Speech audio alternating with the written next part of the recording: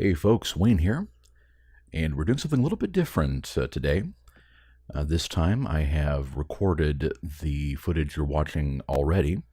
Went ahead and played this next one, part two and part three, ahead of time. The problem is that there's so much micromanagement in a huge galaxy that I figured that it'd be best to talk about something else.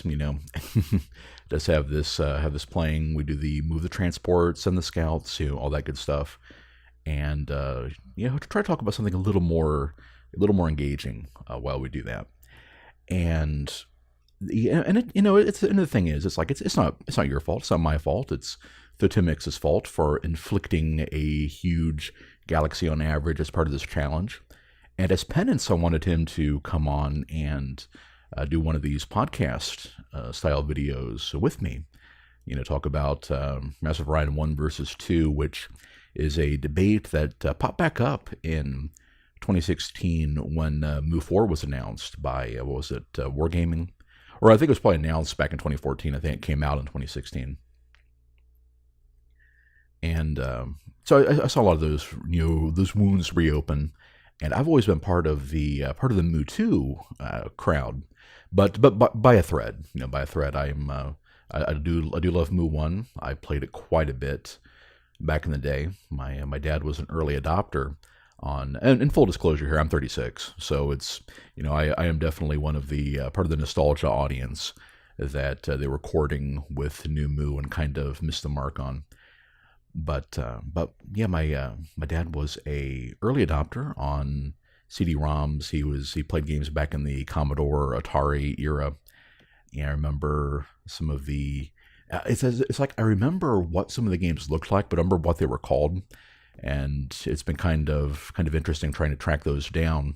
Because if you look at the Wikipedia thing for Commodore 64 games, Atari 2600, there are hundreds of them. Probably about as many, at least those two combined, definitely as many as there were original Nintendo games. And there were like 700 of those bad boys. So, so the gaming pedigree goes back pretty far. And we got Master of Orion 1 in 90, because it came out in 93, but we didn't have it then. We were just like a couple years behind whatever was new. And I want to say it was like 96. I had just started. Yeah, I think it was like 96. That he got Massive Orion 1, and I loved it. Loved the cartoony graphics. The Darlocks were my favorite. I actually used like Darlock as a kind of a pen name. One of those nerds. And the fact that they were actually were based on the Nav School, and of course being a D&D nerd in middle school and everything, I was already kind of glomming on to that element of him anyway. And it quickly became one of my favorite parts of the game. And so I started taking the spy element to kind of maximize their strengths, and it changes the dynamic of the game quite a bit when you focus on different parts of it. And one of the reasons why Mu does as well as it does is it has those elements, stealing techs and trading techs and making your research agreements and diplomacy and having the all of the colorful cats and bears and birds and all that silly stuff. And yeah, speaking of cats, so this is one thing that you probably saw me sending the colony ships out, and gotta take a break from the digression to get back to the actual game going on here. So while I'm sending these scouts out, I noticed that there is that Terran planet Tau that we caught at the end of the first video, and so normally on impossible difficulty, if a Terran planet like that is within range of another AI, and in this case, it's not actually within range of the Mercian. We would have seen their colonies if they were in range. They're using one of those early game cheese alliances, and we'll elaborate more on that too later, to get the range to send their ships out to explore it. So on impossible, that means if you see an enemy, capital ship, cruiser in this case, but big enough at this stage of the game, if you see an enemy capital ship heading to a planet, you give up on it. There's no point sending your stuff there. But even though I haven't played average since I first played Massive Orion, Yeah, that's how we tie it together. Yeah, I haven't played Average. It's my very first couple games of Master of Orion. I decided to go ahead and go for it, and it ends up being the right play. And honestly, it's like you probably should have gone for it anyway, because it's like even if the cruiser is there and it runs off your colony ship first, well, you can just reroute it to somewhere else close by. There is no paucity of planets on a huge galaxy. And even I was kind of surprised by just how many good planets there are. And also, before we switch back, I'll go ahead and mention that with the population issue there too, that's part of the.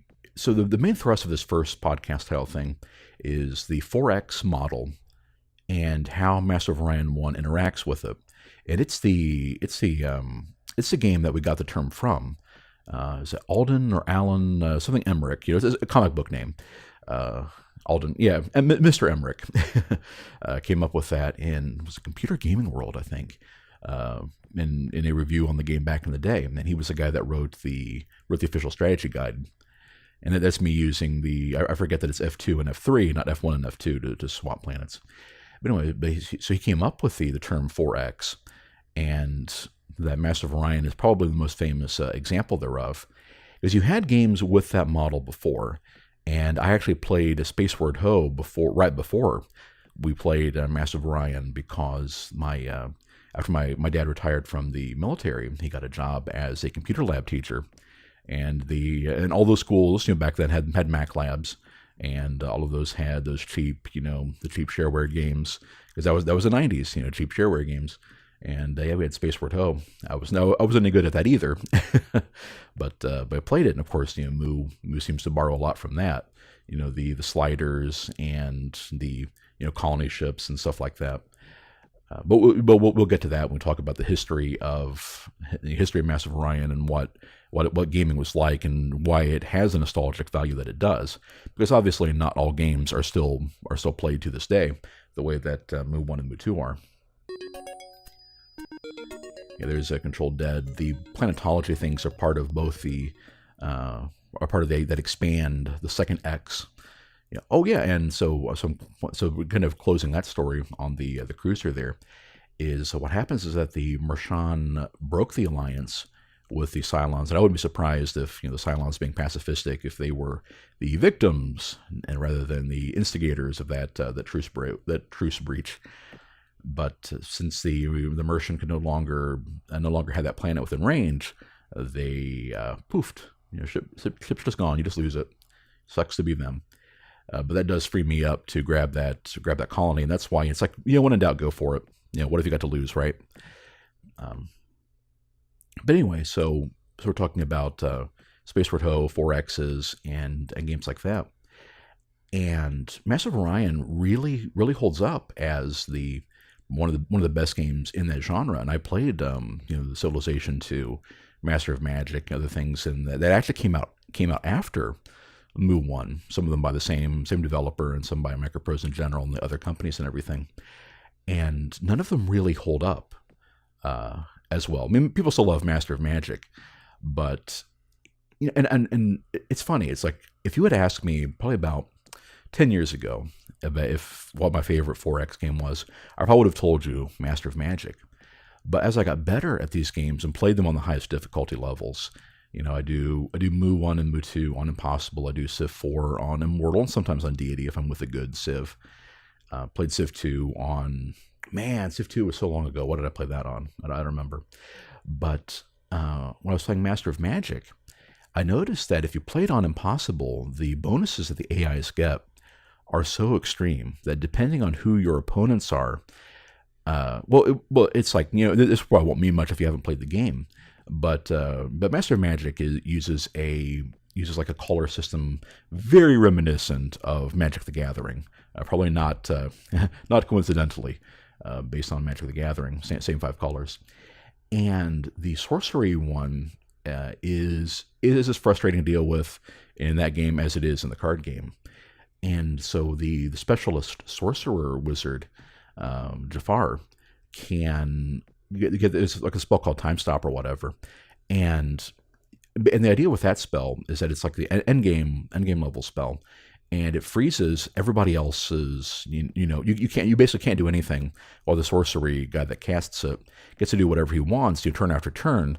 The trade-off being is that you're supposed to get cut off from your mana sources and eventually run out. So after you've set up all your stuff and invaded cities and done all this stuff, that you don't have any mana left over, and the people get a chance to catch up and everything. But because of the AI bonuses, sometimes it doesn't happen. You can just keep it going forever. And man, we had a game where he just probably good 20 turns of just doing absolutely nothing but watching him burn through his 32,000 mana, and it's like, you know what, do I ever need to be here for this? But and Mu 1 has its version of that with the bugged ship stacks. We talked about this in the Something Awful thread, but if you weren't there for that, if you're just watching the videos, you'll see them eventually when we get to them, when I play other games on Impossible. But the idea is that AIs build so many ships that when they scrap them, in this game they go into negative ship amounts. And you'll see there, if you click on their fleet, they'll have like minus 30, cutlasses, because it's usually the Klackons that do it, minus 65 horsemen or whatever. And when the game corrects that, it goes ahead and wraps that around to the unsigned byte was like minus 65,435, whatever it is. And you just have to deal with it until they scrap the design. You're pretty much screwed, and you're not good times. And there's like save game editors and stuff like that you can use, but for the most part, you just have to kind of hope you get good techs and weapons to go deal with it. And and usually they're not at war with you, but sometimes it happens, and sometimes that can really screw up a game that you're doing pretty well in. Just kind of frustrating. So I think really just the fact that Mu 2 doesn't really have anything like that. It doesn't have any moment of, that really sucked the fun out of the game. I think that's the reason why I kind of glom onto it. Because once you get good at a game, when you play them a lot, it is the extremes that stick with you. The memories, good and bad, that really pop out in a game. That time when you turn it around from like getting crushed down to one planet or one city or whatever, and you turn the whole game around, ended up winning. That's the kind of stuff that sticks with you. And likewise in Mu 1, when you're kind of, there it is, there's town, we got it.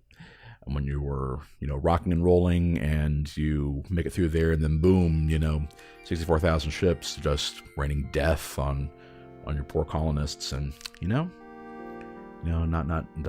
great. Okay. So with that little preamble out of the way, we're going to start the discussion. Oh, this is a great little. I did not sync this up intentionally, but yeah, this is great. So you see that little click there where I alt tab and bring up the menu. I am playing 1.3 off the CD. Not GOG, not Steam. Yeah, so I actually have a little graphic of all of the ships because I don't have my original manual either. I think my dad's got it. Yeah, and me trying to drag it on the corner of OBS with its desktop capture, and so I got a graphic of the copy protection because at one time I had almost all the ships memorized. That was how often I played Mu 1, with the manual on my lap, flipping to the ships as they popped up, and being able to check and see which techs are on which tier when you get a new breakthrough and stuff like that. Those times are long gone. So I had to alt tab to that image and reference my ship. Anyway, so the 4X discussion, if you're not familiar with it, you probably are if you're listening to this, but just in case you're not, it is the genre of strategy games, mostly turn-based, and the X's are explore, expand, exploit, and exterminate. And I think you're contractually obligated to make a little Dalek reference when you get to that one. Or of course, I guess at this time, since it's after New Vegas, we could go with exploit. That's not a very nice word. And those games have a rhythm to them. So you start off with usually one planet, one city, whatever it is, and you want to conquer the entire play space. You got to get it all, and those are really fun. It's really fun to start with nothing, start from the bottom, and now we're here with your flag. And Spaceport Ho was really great about that, because your little icon in that one was that you had a cowboy hat, a color. Well, once you got out of Mac Classic and you were on to Mac Pros and everything, uh, out of black and white, it's like you had a little color coded and different shape on the cowboy hat, and that was your flag for planets. So it was just really neat watching the even and well, I mean, you had to decolonize in that game. You had to decolonize planets that weren't worth anything after you were done strip mining all their resources. Um, and that game, exploit is not a very nice word. um, but yeah, once you got done with them, you just had this. You gradually had more and more of you with your hats, staking your claim on the galaxy, just expanding more and more of it. And it was really fun. And Mu One kind of has that too. With the fact is, you have your color, one of 6 players, or one of 8 in Mu Two, and if you're doing like Fatimix and I are, you have custom names on your planets too. It's just a really really strong element of this is mine. We have this stuff, and it's kind of neat too, because when you talk to people, especially with Mu Two, because the AIs in that game are programmed to make land grabs and land demands from you. It's like if you expand too much without having enough of a fleet to stake your claim, to provide a meaningful threat. And in Mu 2 is very transparent. It's like you can always assess your opponents and see what their fleet is and check the ratios of territory and buildings and population and stuff like that. And the AIs are assumed to be doing that every time, every turn. But of course, it's a hassle for the human player. You don't want to go to your info menu and click that every turn. But it kind of makes sense that each turn is a month. You would expect the emperors to be getting their diplomatic reports and look for weaknesses and everything, and so they do. So when they look over there and see that you have dropped outposts or added colonies that they don't think you can hold, they will ask you for them. And the logical play would be like, okay, we overplayed our hand. We don't want a war, because obviously, if you had the fleet, to justify that land grab, you probably wouldn't be, you wouldn't be worried about the threat, and they wouldn't be making them. There's a kind of meta element to it. Although there are some issues with how the game calculates that, and sometimes they will actually be weaker than you and still make those demands, because it's like, well, your fleet still isn't as big as they think it should be, which is always hilarious when that happens. But yeah, just because that's the way that the game works, it really makes you think about it. And sometimes it's like, okay, you'll make that decision to go ahead and hand them the thing that you claimed, just to avoid them taking away your entire empire. But a lot of people, and I'm guilty of this myself sometimes, a lot of people don't want to do it, because it's like, I have it, it's mine, I don't want to give it up. It's a very human reaction to it. And I guess it's also the human reaction of the AI is acting human and wanting that from you too, without having to work for it. But yeah, I really like that element of it in Mu 2. But anyway, so Mu 1, we start with the first X for Explore, and Mu 1 is kind of interesting in that Explore and Expand go hand in hand. Explore and Expand go hand in hand. You get your propulsion techs that you use to expand your range, and the game's tech tree is set up pretty elegantly.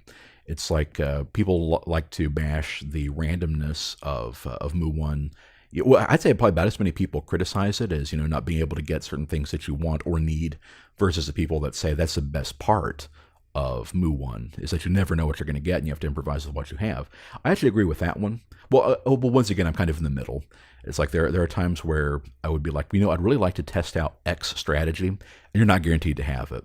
And if none of the AIs are guaranteed to have it either, sometimes you literally, some techs, when you start a game and want to try them out, nobody gets, and they're impossible to obtain. Now that's fun for replayability. If you treat every game as a game you play all the way through, that's great design actually. But it is kind of frustrating if there's no way to not do that. I guess you can always use those aforementioned save editors and give yourself assign your RP and swap out the tech that you get with the tech that you want. But that's always been too much work for me. Maybe there's a cheat engine table for Mu 1. But yeah, so exploring and expanding are really kind of the same thing in Mu 1. Because you have, it's the same techs that kind of govern both. It's propulsion to increase your ship range, speed to an extent, although it's more for tactical speed. It is useful to get your scouts. Like one thing that Thotimix and I both did is as soon as we got nuclear engines, we designed new scouts and new colony ships to have them, just so that and it kind of runs into the 6-ship design, and we'll talk about that later. But early in the game, especially when you're not really using all 6 of your slots, you might as well just have 2 of the same one until you phase out your old designs and then cancel that design and make a new slot.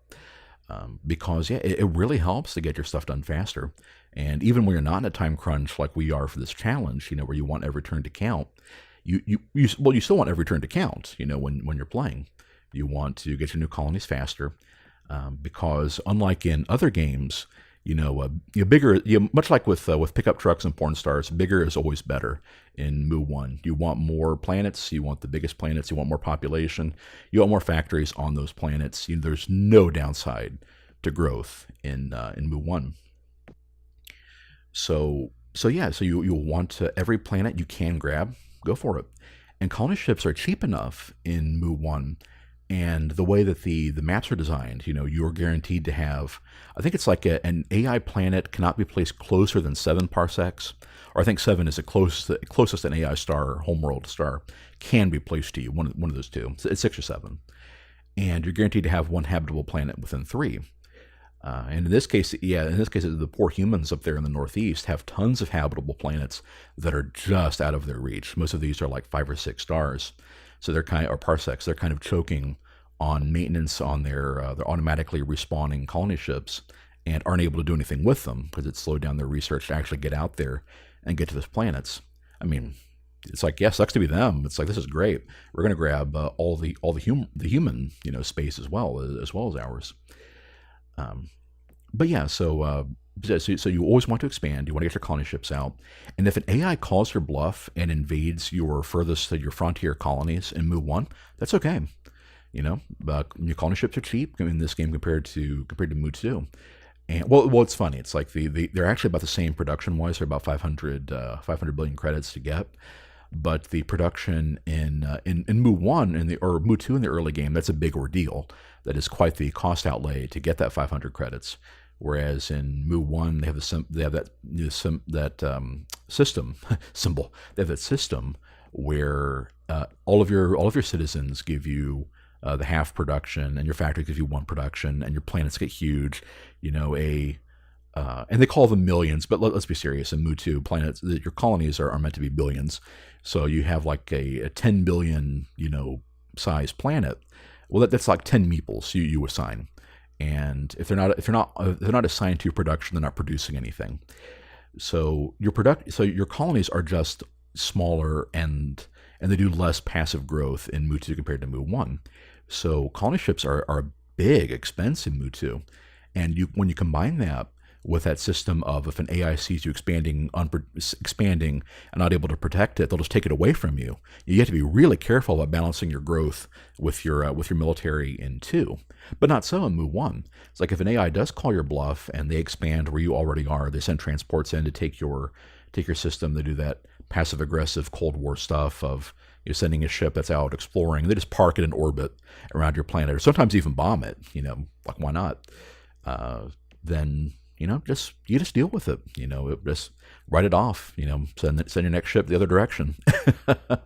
and if you're out of safe places to expand to, then you move into your exploit and exterminate phase. But otherwise, it's just let it roll off your back. So yeah, and then the other part of expanding. Now the difference of where texts kind of fork between exploring and expanding is with planetology, because about your first couple of planetology levels are heavily skewed toward getting environments. And the reason why that's important is that in Mu 1, a lot of people don't understand this. The instruction manual isn't very descriptive about it. And I think it's either the manual or the strategy guide that had the erroneous detail that if a race is good at a field of technology, then you'd get more choices for it. And that's not true, actually. Basically, every tech, you get a 50% chance of getting it or not. And like I mentioned earlier, techs are divided into brackets of 5 levels, and each one, and this is an introductory video if you didn't see that. And every tech level is 5 of those, or every tech tier is 5 levels, and every level can have a tech or not. So when the game gives you, when you unlock a new tier of 5, you'll have at least one and up to the total amount available to research, but you have a 50% chance of each one. So the fewer techs that are in each band, the more likely you are to get each one. So that's why they stuff them with. I think the first one only has controlled barren, but the next one has tundra and dead, and the one after that has inferno and toxic, and the one after that has radiated. So you're much more likely to get those the 2 choices of 2 in any given game, just because it's like, well, that's how the math works. It's like you have a 50% chance of getting each one, and switching to the game for a little bit. I called that one a step because there is a step planet type, but every single planet we've drawn has been arid for some reason. I have no idea why. Hey, 13 star systems. I have no idea why we haven't been getting any step planets, but it is a type, and I thought that was the one we just grabbed. So that's why I called it that. But with the system of having the 50% chance of getting getting those techs, then and having a certain number of a given band of 5, you still get the higher odds of getting those. And we had a discussion in the thread of, is it possible to have a game where basically nobody draws any hostile environment techs, and then the game spawns so many hostile stars that you can't actually get a quorum to have the galaxy, to have the Galactic Council meet, which I didn't mention in the intro because that seemed a little. Because obviously you'll be getting to it in the course of any given game, unless I guess one of those happens. And we kind of agreed that theoretically possible, but extremely unlikely. And I think that I'm not sure this is actually true or not, but I've read that there are certain types of techs that you're guaranteed to have at least one of, and I think hostile planet environments are one of those. So that further increases the odds that that you'll be getting at least one of them. But I don't know if that's true or not. And at the very least, I know that radiated is one that doesn't appear in a lot of games, because the human player only has the base 50% chance of getting it. AI races have to roll the 50% chance of it appearing, and then not get. And let me pull up the planetology for that field. Let's see, that's planetology in the 5th bracket, I think. So go down to, So in that band you have soil enrichment, biotoxin antidote, controlled radiated, and terraforming plus 40. That's a pretty crowded level. And so you're guaranteed to have at least one of those, 50% chance of getting any one of them. But so an AI, so you would have to roll the 50% chance, or every single AI would have to roll the 50 for it to appear in the tech tree, and then pick it over something that is very high value, like soil enrichment and biotoxin antidote. The AIs tend to like those because they're good. They have good trade value, and terraforming plus 40 is an economic tech. So if somebody rolls like ecologist, or what's another one that favors planetology? I think just ecologist favors planetology, but so they'll probably pick that one. So then you'd have to wait for an AI to get all the way to the end of their planetology tree, because they usually grab one of each band of 5, each tier, and then go back before they start the advanced, before they start getting into hypertech. So you have to wait till then to get a chance to get that other tech, and maybe it just won't happen. Maybe they'll be dead, or maybe they'll never make it there, or chances are the game will be over by the time you get to hypertech. So that's that. And I have played up to update 4 on this one, because while I was waiting on a good chance to have the 1 hour window to do this podcast here, because I work a second shift job, so it's a little awkward to record the audio sometimes. Is I did update 4 when I had time to do it, and we don't have radiated in our tree, So I'm going to have to ask Thoth about how we're going to handle not being able to access certain planets, in this game. Okay. So going back to expand. So we talk about like getting the range with propulsion, unlocking the planet types to expand to with planetology. And then, so once you've expanded to these to the planets, you've grabbed the ones in range.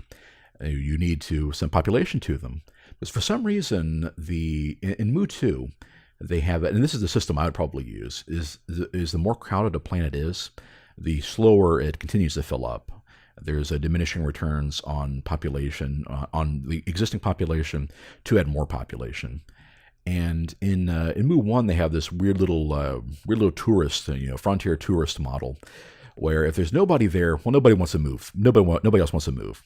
And if the planet's crowded, nobody wants to move there either. It's like look, there goes the neighborhood. It's like, look at all these, Ocean Matrix was great when there were only 4 million bugs there, but now that there's a new hive of 50 million, man, I just don't want to live there anymore.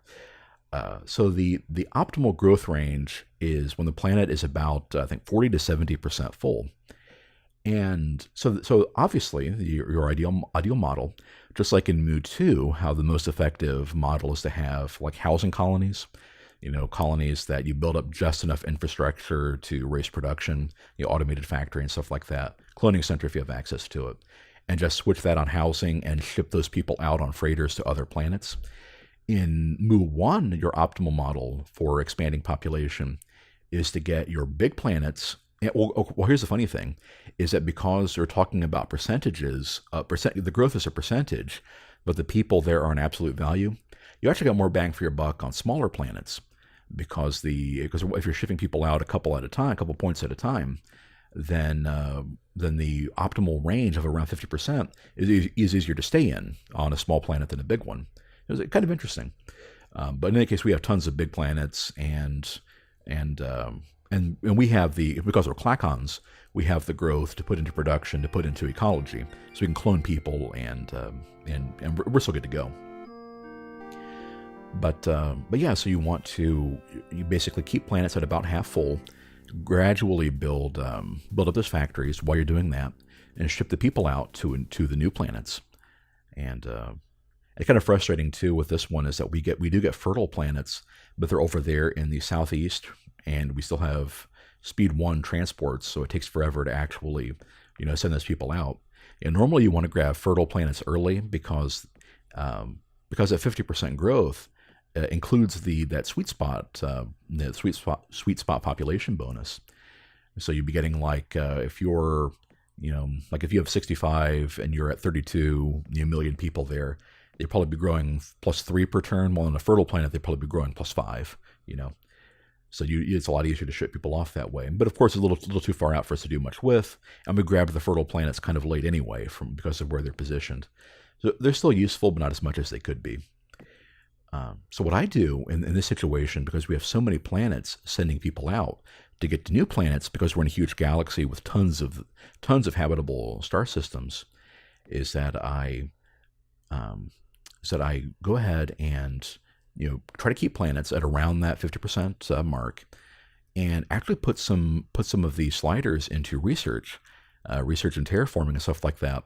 But there's no point building factories with nobody there to man them, and they're not going to be full for a while. But because they are still gradually building factories, that stuff will be there whenever they're ready to be settled. And I think that kind of gradual, little bit of everything growth is actually a little bit better than the Sula model of always max out factories first and then do other things. I think, and that's one of the things that's really cool about Mu 1 is that you have that choice. You can gradually do stuff. That's a good example right there. Is we're at 75 factories on that planet, and we had was it 34, 36 million people there. So pretty much the perfect amount. It would be kind of interesting too if we had the first improved robotics controls, because that would synergize pretty well with the fact that construction keeps giving us factory reduction techs. So if your factories are cheaper, then the fact that you pay more on the refitted factories, and there's a bug where as soon as you get Robotics 3, it makes all of your planets cost the half again bonus. or half again bonus, half again penalty, instead of just the new ones. So one of the worst things that can happen to you is you get robotics 3 on an artifact planet, because that makes your planets, even though your maximum is higher, it makes your planets take that much longer to get there. So it can really slow you down in the early game. Kind of another thing where a bug that sounds fairly minor can actually have a pretty big impact, depending on when it kicks in. Oh, hey, and there's another artifact planet. So this is one I get really excited about. Normally cloning isn't an amazing tech, and I think Thoth actually got reduced waste 60% on that planet, which is probably something I get the typical Klackon player would prefer. But in this case, because we have so many planets sending people out, it's actually a really big benefit for us. Like see going from like +2 to +6 on the colonists there. Very, very useful. Very, very good to get. Okay.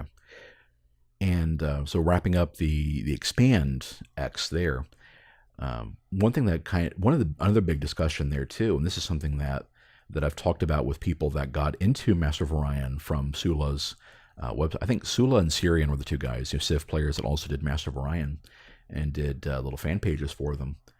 And they mentioned that, and Sula in particular was one of the guys that said, max out your factories first and then go spend them on other things. It makes sense. When in doubt, if you can spend money to make more money, which is what factories do, because production is the essential it's the essential part of the game. Everything revolves around increasing the production on planets, then using those BCs to invest in your ships and research and stuff like that. But I prefer gradually doing both, rather than get all your factories done at once, because like I mentioned, if you're sending people out, you can't man all those factories anyway. So, and that's an extenuating circumstance. I would imagine he would do the same thing as me in this scenario, of course, but I'm not sure. But the reason why I like doing it that way is that you have access to technology, your access to your tech field sooner, and you can gradually get stuff added instead of, it's like, okay, well, let's go ahead and get all the production done. Then we switch to research. Then we switch to ships and stuff like that. Yeah, I'd rather have a little bit of everything going on at once. I think that feels a little more organic that way. But the big wrinkle into that one in Mu 1 in the early game is that you can fit. This kind of goes into the expand phase. Is that you can fit reserve tanks plus a colony base on a colony ship. Once you get some upgrades into both construction, which increases the hull size, and I think reserve tanks is also a construction tech. I think it's that instead of propulsion. So you're saving a little bit of money on the reserve fuel tanks and getting more space on your ships to begin with. And then planetology upgrades lower the size and cost of planetology techs or planetology improvements like colony bases. So I'm pretty sure guaranteed with at least two breakthroughs of each, and I think 2 construction and 1 planetology works too. You can get those reserve tanks on a ship, and you get those on a large ship instead of a huge one. And if you can avoid having to build a battleship with a colony base to be able to reach a planet just out of range of your fuel cells, that is a really big improvement. And there's the improved industrial tech I was talking about. I was kind of doing shame on our bug-eyed researcher for letting us down there. What is, while we're here and I've got the thing pulled up, what are the alternatives in construction that we're missing by having to go from Tech 7 to Tech 6? Okay, so you miss out on automated repair unit, miss out on waste 60%, miss out on Zortrim armor. Going from Tech... so Tech 7 is in the same one as battlesuits and automated repair unit and weighs 60%. And then the next here is Zortrim armor. Then, it looks like that's it. Just armor in Tech 6. So there's a couple things we miss out on. We'll have to see what the alternatives are when we get to the Tech 5 tier, because that one also has the armored exoskeleton and reduced waste 40%. It would be nice to get a ground tech, because I believe that the The Cylons are probably going to be the first ones that need to go. They're kind of right in our way, and they're potentially dangerous. I mean, they're not going to beat us on average difficulty, but they could still be a nuisance. And they have, I think they get personal deflector shields in the next video. So having a ground combat tech to counter that would be great, but yeah, we may not get it. That's one of the fun things about Mu One is you have to improvise. Okay. So speaking of improvising, we move on to the biggest X, and that is exploit. So like I mentioned earlier, the production's everything in Mu One.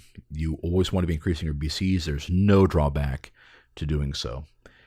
And the faster you get it, the more you can flip that around into other things. It's like if you probably want to get like to terraforming, plus 20 or 30, and then robotics control 4, start getting into factories to start reliably cranking out battleships. If you didn't get lucky and get ultra rich planets, because with those you can also pull it off. But eventually you're going to start wanting to run battleships to deal with AIs, especially on Impossible. If you can get because when they produce more than you do and produce a lot more than you do on Impossible, is you have to start looking for ways to even that out. And typically you do that with being smarter. You're human, they're not. They'll do silly things like putting stacks of 50 fusion bombs on a space superiority battleship. The AI in Mu One is kind of like the modern day U.S. Air Force, where the answer to every problem is the F-35. It's like, we need a close range. We still have the A-10s, but we need a new close range close range air support fighter, F-35. Well, what about a long range strategic bomber, F-35? It's like, come on. When the answer to every question is a $2 trillion boondoggle, it's like that's kind of what you're up against in Mu One.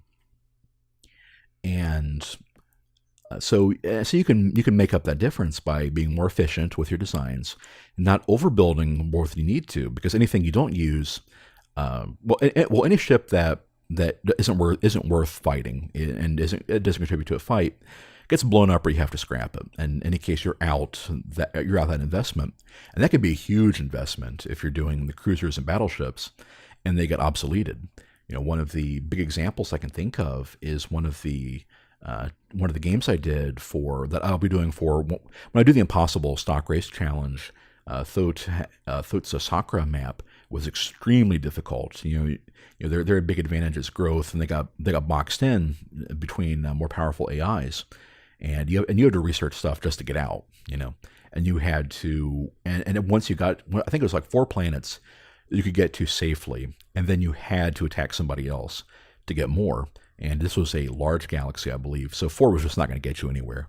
And you're up in a corner too, so you can't really rely on getting a contact with AIs to do spectator wars, to give yourself openings and trade and stuff like that. It was just, you have to break out. So I did ion cannon. I don't remember if I did battleships. I think I did a couple ion cannon battleships, because one of the few advantages you have on that map is you do get a huge planet, or a rich planet. I think it's rich and dead with decent population, and you get some good economic techs. And the problem is that I built my first couple, and attacked the. I won't spoil too much more of that, but attacked the first. For when we get to it, attack the first AI with them. It's like we ran over the first planet, no problem. We got our foothold and started advancing, and then they got the planetary shield tech to negate all the damage from those ion cannons. So all of a sudden, what I was relying on was, I think, sublight engine, heavy ion cannon, battleships and everything, to do the heavy lifting of dealing with their planets and ships, because of course we didn't have any good bomb techs either. And bomb techs are very awkward to use early on, unless you get enough speed increases to make it to a planet in a few amount of turns. Otherwise, their missile bases will just tear you up. And so all of a sudden, that stuff was obsolete. It wasn't any good against Alkari fleets, because they prefer small ships. So they were horribly inefficient there compared to using smaller designs. And I still did okay with them. I might not have won I might not have gained the ground I did without them, but I could have done better. I could have played smarter and held on to my resources better. Because when you're, like I said, when you're back into a corner, you really have to make your moves count. Um, but the good thing about Mu One compared to other games like other 4Xs and everything is there are no long term consequences for failure. It's not like Spaceport Ho, where every planet has a limited amount of metal, and once it's gone, it's gone. Or you run into the diminishing returns in Mu 2 with pollution and stuff like that. And that's not a long-term cost, but it's a constant cost. You're always losing production to pollution unless you mitigate that with micromanaging your industrial workers, or you research and build improvements with like the atmosphere renewer and stuff like that.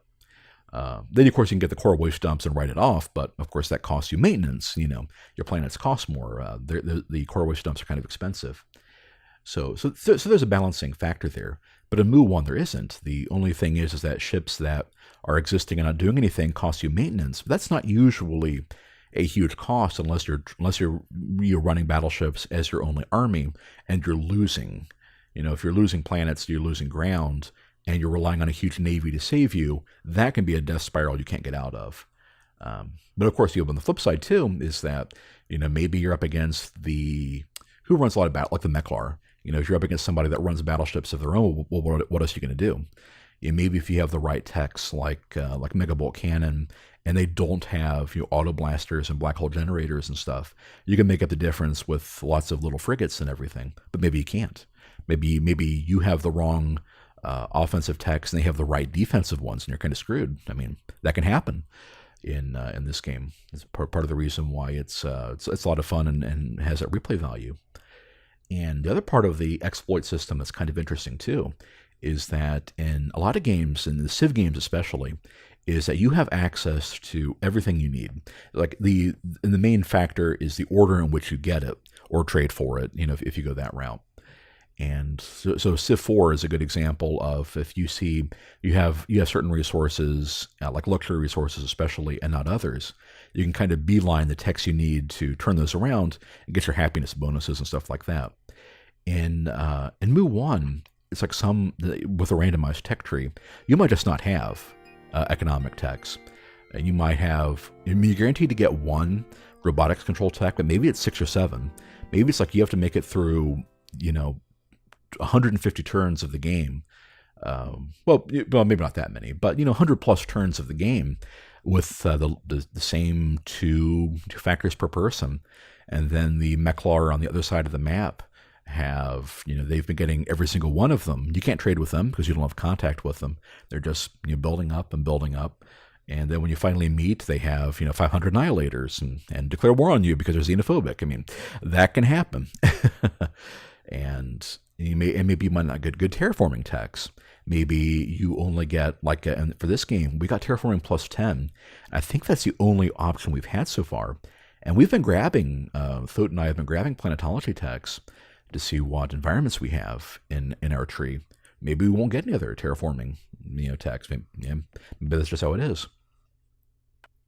So that can really make you think about, once you realize what you have access to and what you don't, that can really kind of change how you start how you start planning going forward.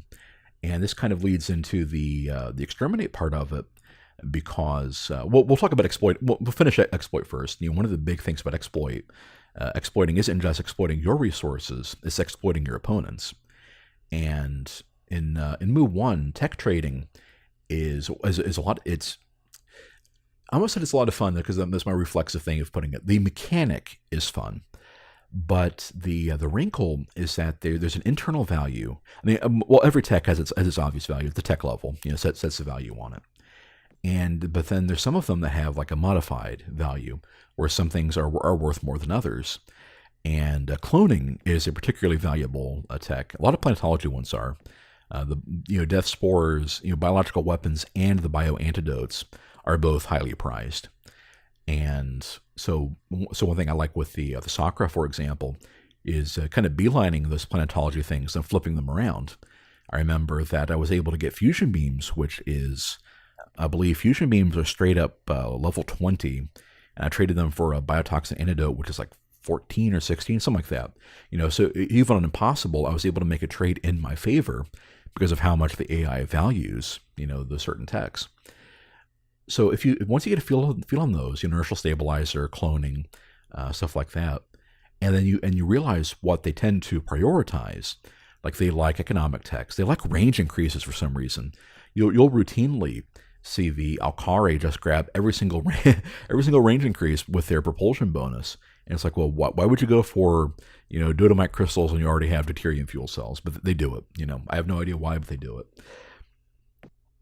And an AI will generally won't trade for redundant things.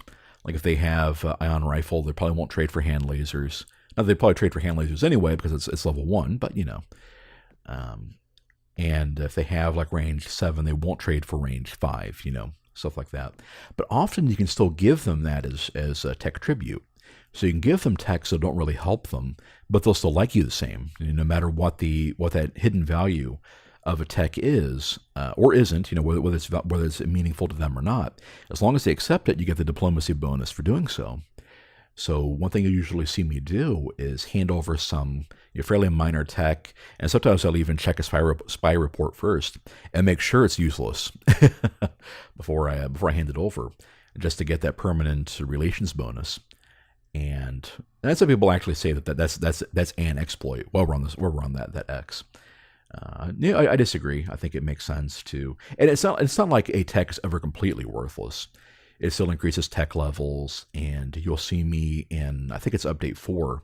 Because update 4 is the only one I've recorded since then, where it's like when I'm putting a ship design together, I actually trade for hand lasers in this game because it's a free one level of weapon tech.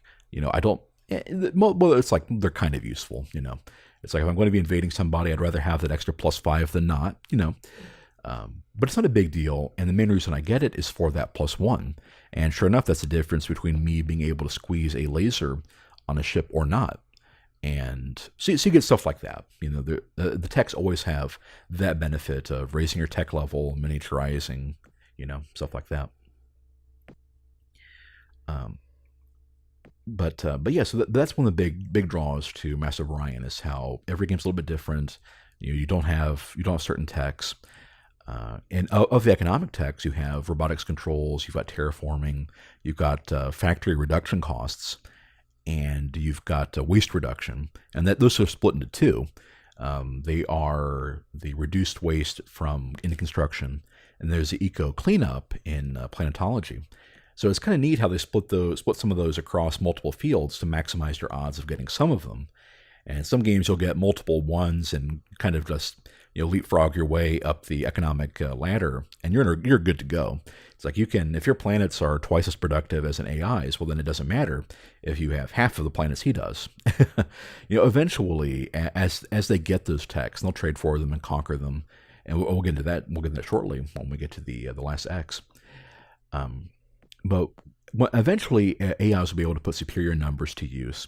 And if you can't equalize the gap by running around bombing out all of their planets like Thoth does sometimes, or start on a strategic war, take out their fleet like over one of your planets, like you can use your fleet plus a big stack of missile bases to take out theirs. If you can pull that off, then you're good to go. But if you can't, then you might have to improvise. So the last one is the last X is Exterminate, and that's the most fun part of the game for me. I love the military conflict in this game. I will routinely, well, not routinely, So sometimes I'd rather win, but I will often, do provocative things, kind of mess with people, do brush wars and stuff like that, just to start something, in games. If I get a tech draw I don't usually. And one good example of that is with a Morathi game I did. This was a couple years ago. One of the last times, because I tend to play Mu in cycles. This is actually one of the longest I've been interested in the game. Interested in the game consecutively. But a couple years ago, I did a Mu game, kind of contrast when my brother and I were into Mu 2, and so I was playing the Morathi, and I ended up getting like a bunch of ground techs like the hand lasers, and personal deflector shields and stuff like that. And then also got Gatling laser and some fun weapon techs I don't usually get when I want to do early war. So I just parked my ships over an opponent, started invading their planets. I don't remember who it was. I think it was I don't think it was the Cylons. I don't think I would have risked fighting them early, but just went for it. And I ended up losing that game because, and this is something that the Thoth kind of ran into with his Bulrathi game, is that I got off to a really early start and did a lot of damage. Oh, it was the Meklar, yeah, and took out some of the early planets. The Meklar take a while to get rolling, so they were a good opponent to pick on. So it was like the stars aligned to kind of do that. But they had gotten into an alliance shortly before I got them down to one of the last colonies, and they declared war on me and started hitting me with I think that was the Alkari that they were allied with, and I actually couldn't meaningfully engage their ships, so I just got driven back from the worlds I conquered from the Meklar because I couldn't beat their fleets. And I hadn't gotten any good missile techs, which I wasn't worried about at the time because I had good beams. But of course, when you're up against an opponent with a good defense like the Alkari, that's not good enough. And I ended up abandoning that game. I might have been able to turn it around, to make peace and turn it around, but I just abandoned it. And but the thing is that even though I lost, it was a lot of fun to do the early warfare, to play around with stuff I didn't normally. There's just something a lot of fun about, like the early on Meklar, like using medium ships. They pretty much never do smalls. Their favorite ones are battleships, and then everything smaller has a ratio to it. But just like having I was doing like Gatling laser cruisers, and just flying, just shredding small ships, a lot of fun. And then later in the game, there's nothing quite like when a bugged stack appears, the 32,000 fighters or whatever. And you have stuff like the Gauss autocannon or tachyon beams and stuff like that, especially with high energy focus, is they fly at you to engage you, and because you have because smaller ships tend to not have things that increase initiative, like a good battle computer and everything, you get the first shot, you just destroy them. It is a lot of fun just watching ships. The numbers just fall by hundreds or thousands, every blast. It's a lot of fun, and this game scratches that itch in a way that a lot of other games don't. Not like Civ 4 is one of my favorites, but you kind of get to the point where if a game goes well, you'll just start stomping things with elephants or a cuirassier, or whatever the optimal unit for the tech period that you're in is. And that never happens in Mu 1 because of the randomness to it. And it doesn't have to happen in Mu 2. People tend to prefer, miniaturized missiles, MiC missiles, Merculite Merv boats. You kind of go all in on chemistry until you can hit that point, and then send like battleships loaded with MiC missiles around and destroy everything. But sometimes, and while that usually works, and it works way more often than it should, the AI has no clue how to handle min-maxed fleets like that. But sometimes it doesn't work. Like I remember one time that I was, I don't remember who I was playing. It was a very short game, but my closest opponent were the Mercian. And I'll mix that up between Mercian and Mershon, just depending how I feel like. I used to call the Bulrathi, and then I heard about the Kilrathi. It's like, okay, that's what we're going for. Wing Commander came out in 1990, if I remember right. So okay, I gotcha. But the Mercian were my next door neighbors, and in Mu 2 they tend to roll the ruthless personality type, and I think they're also hard coded to really look into that territory versus fleet strength thing, because they and the Silicoids being repulsive are the ones I tend to have the most trouble with in Mu 2.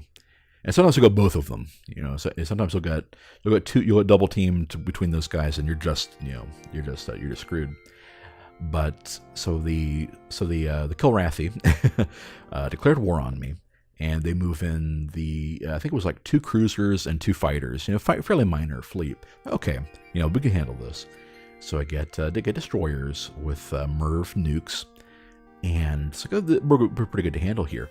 And they just contemptuously shot down the missiles and then blew up my fighters. I'm just kind of like left dumbfounded, staring at the screen. It's like, well, that was game. And in Mu 2, it's like if they hit you early when you only have one or two systems, they don't let go until you're dead. You are done if that defensive fleet doesn't work in Mu 2. And because of the Mercian beam attack bonus, it's like, yeah, they can counter it. So yeah, so it's really interesting when you get those different kinds of play experiences in these games. But at the end of the day, that's the thing I really like the most about Mu 1. That whole rhythm of you expand, you get new planets, you build up your planets, and you decide the right point to engage with somebody. And I like to start wars on my terms, and obviously that makes sense. Ideally, use diplomacy to avoid unexpected military engagements, although that's a lot harder in Mu 1 because it's a simplified system. So you got people randomly declaring war on you for no reason. Whereas in a lot of later games, they'd like threaten you first or make demands. You could mollify them and buy them off. It doesn't usually work in Mu 1. You'll usually either get into a scenario where everybody's peaceful with each other because of a network of trade agreements and alliances and stuff, and nobody fires the first shot until you do, or everybody just kind of tear at everybody else's throats.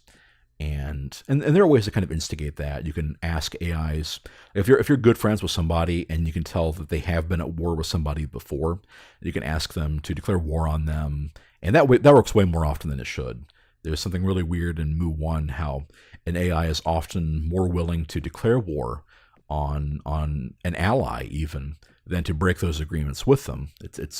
I guess maybe it's not flagged as checking to break an alliance before just declaring war. Maybe everybody is secretly erratic when you do that. Yeah, kind of weird. And I do view that one as an exploit. The whole spectator war. Let's you two fight.